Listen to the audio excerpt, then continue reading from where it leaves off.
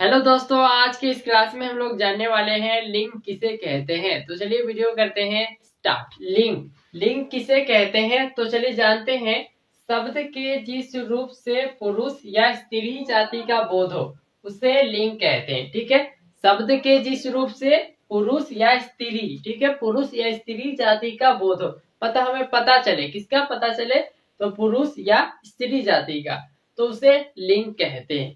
जैसे में देखते हैं लड़का, तो लड़का का क्या होगा, लड़की, मोर का मोरनी। ठीक है, तो इसमें क्या है, ये शब्द लिखा हुआ है। ठीक है, तो शब्द के लड़का और लड़की क्या है, ये दोनों शब्द है। तो लड़का क्या यहाँ पे पुरुष है और इस लड़की क्या यहाँ पे स्त्री है।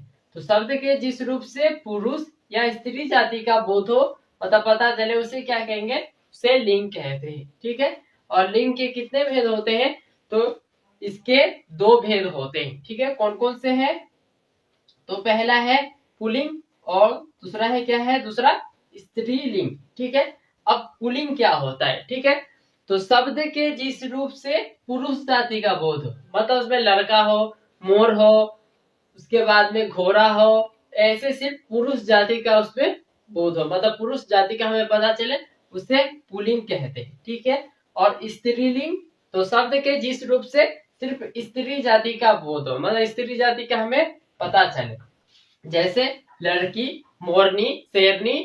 ठीक है, तो इसमें क्या हो रहा है, स्त्री जाति में सिर्फ स्त्री जाति का हमें पता चलता है। तो पुल्लिंग में क्या होता है, पुल्लिंग में हमें सिर्फ पुरुष जाति का पता चलता है। ठीक है, तो फिर से एक बार रिवाइज करते हैं। लिंग किसे कहते हैं, तो शब्द के जिस रूप से पुरुष या स्त्री जाति का बोध हो, मतलब हमें पता चले, उसे लिंग कहते हैं। ठीक है, जैसे में लड़का, लड़की। ठीक है, अब इसके दो भेद होते हैं, कौन कौन से हैं, तो पहला है पुल्लिंग और दूसरा है स्त्रीलिंग।